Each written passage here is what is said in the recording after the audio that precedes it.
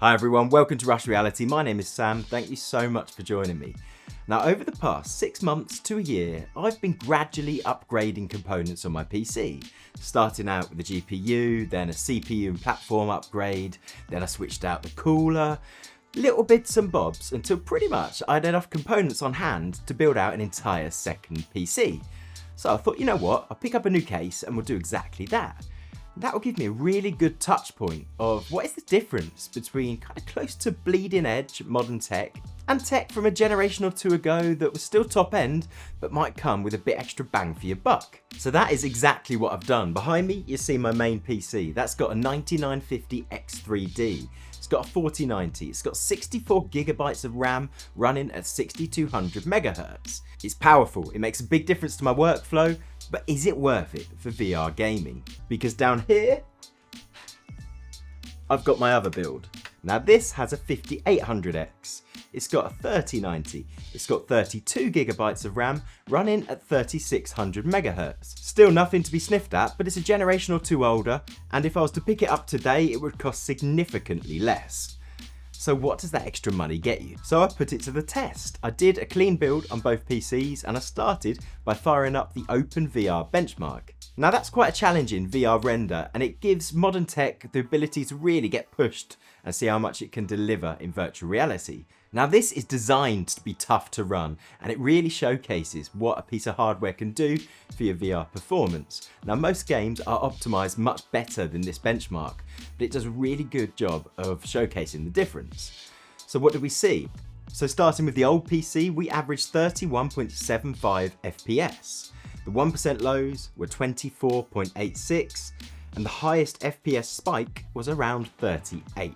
Then we jump over to the new PC where we saw an average FPS of 49.04 and the 1% lows of 37.85 FPS. The highest FPS spike I could see was around 62. Now that is a massive jump. That is about 54.5% higher on the new build, and it really feels like I'm getting a bit of value there. But does that come through when you switch over to playing games? As I say, games are optimized much better than that benchmark. So I started off with Half-Life Alyx. To be specific, the Half-Life Alyx Gunman Contract 2. That's a really cool classic VR experience. It looks fantastic. And I was interested to see how those differences would shine through. Now, how we're going to measure the VR performance is we're going to look at the average frame time. Really simple to pull that up in your overlay when you're playing, and it's a really simple way of seeing how much value you're getting. Now, when we're looking at this frame time, the magic number that we're looking for is 11 milliseconds per frame. If you're getting that, that means that the 90 FPS that I'm targeting, I will always be able to hit. Anything faster than that is a bonus and means I've got some headroom and it will likely cover me for those tough 1% low. If we're falling a little short of that, then I can probably optimize the settings and get a smooth experience, or maybe switch over to 72 Hz and ensure it's consistent. But if the frame time is substantially higher than that, then it's going to be quite a painful experience. That's when things get jittery and you start to get that VR sickness because the way you're moving isn't instantly reflected in what you're seeing through your headset. So what speeds did we see? Now I'm going to start off with the new PC here, and we saw 5.1 to 8 milliseconds depending on what was going on in the scene and how active it was at any point. Now that means it is consistently below that 11 milliseconds and I didn't see any spikes where it went above that. So your experience is going to be fantastic. And in fact, there's a fair bit of headroom there if you need to throw anything else into the mix. So that's a fantastic win for the new PC. But how did the old PC get on? Well, actually, the old PC managed 7.5 milliseconds to 8.4. So not quite reaching some of the extremes, but the 1% lows actually weren't that different to what we were seeing on the new PC. That is an incredibly smooth experience on both builds. And you know what? I wasn't surprised at all. I've been playing Half-Life Alyx for years now on all sorts of different hardware, and it's always been fantastic. In fact, most made for VR games are very easy to run nowadays. Reason for that, lots of games are optimized to also be played on devices like the Quest and to actually natively play it on that headset. So you're really not going to get much extra from throwing big hardware at it because there just isn't anything to play with. But that doesn't reflect all of the games I play, and in fact there's some specific use cases that I was very interested in when I started throwing in those top end components. And pretty much all of those were sims. Now I do a lot of sim racing, and those can be really challenging games to play. They are games that are traditionally made to be played on a flat screen at pretty high resolutions or fast FPS.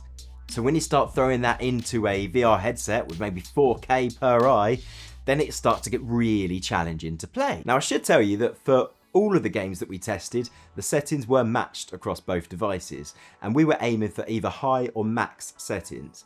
I was testing it with a Quest 3, so we're running at the same resolution you could expect from a Quest 3. So to test that sim experience, I fired up one of the sim racing games that I've been enjoying the most lately, which is Assetto Corsa Evo. So this time I'm going to start off with the older PC. Now in this game, I saw an average frame time of 20.6 milliseconds. Now that is really challenging. In fact, I was surprised at how hard that was to run. That is nearly double the frame time that we are looking at to get that 90 Hz completely consistent. That's going to be really hard to optimize. You can turn down some settings, but I don't think you're going to get quite there. Now you might not notice it quite so jarringly in a sim racing game because lots of the things around you are quite consistent, and it's the things that are a bit further away that are moving fast. But I can tell you from having a go in this that you absolutely could tell it wasn't running at full settings and it wasn't a perfectly smooth experience. Not my ideal setup. So I fired up the new PC. In the new PC, I saw frame times of between 11.5 milliseconds and 12.5 milliseconds. Now that is very close to that magic number. And with a very small amount of fine tuning, maybe dropping 1 or 2 settings, just a little bit, you'll easily hit that consistent 11. That is going to make for a fantastic experience. And you know what? That reflects how I've been seeing it recently. And it also makes some of the comments I've got on my Assetto Corsa Evo video make a bit more sense. Because I talked about how I found it to be quite well optimized and to run quite well, but lots of people said, no, it isn't. I'm really struggling and I've got some decent hardware. Well, you know what? My old PC had some decent hardware and it really struggled. That frame time is almost double. So there are some things that are making a really big impact here. Next, I moved over to Automobilista 2. Now, I've been playing Automobilista 2 for years, and it's always been a fantastic VR experience. It's been the thing that I've recommended to people when they're looking for a sim racing game that they could play in VR, because I know it's going to deliver, and it always looks good. Now, how did that stand when I put these machines to the test? Well, starting out with a new PC, we saw 5.6 to 6 milliseconds. That is incredibly smooth, and there is loads of headroom to throw other things at it. You could even add in a higher resolution VR headset and still have the headroom to really get the most out of that game.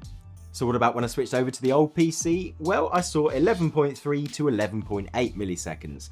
So yeah, very close to that magic 11 milliseconds. And you know what? It's a perfectly smooth experience. You again might want to fine tune 1 or 2 settings just to get consistently under that 11.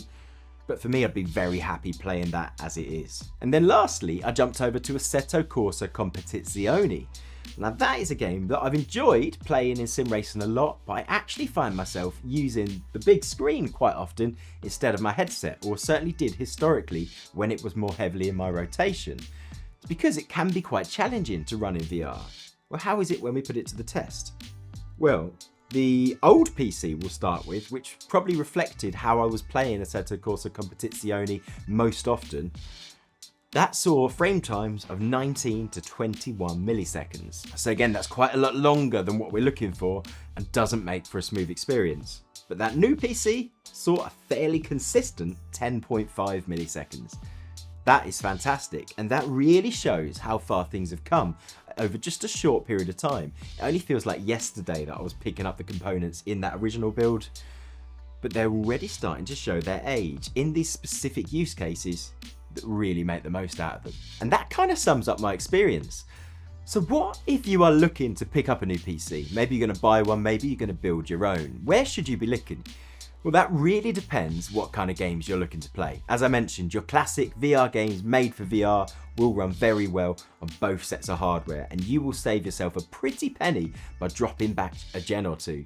Particularly if you work towards the higher end of that previous gen, like I've got in here with the 3090, you've still got loads of VRAM. There's still a lot you can do with that, and it goes a long way outside of this use case for things like video editing, standard gaming and things like that. It's very powerful and it does a lot. But if you know you're going to be looking for those sim experiences and you want to get the most out of it, then you might want to start looking towards the newer gen. Being on a new platform will open up some doors for you to upgrade in the future, and you absolutely will see some differences, but not all the time and only in those specific use cases. Now, if you've enjoyed this video or if you found it useful, a like would be appreciated and a sub to the channel would be amazing. I'd love to see you next time. Thank you very much. Goodbye.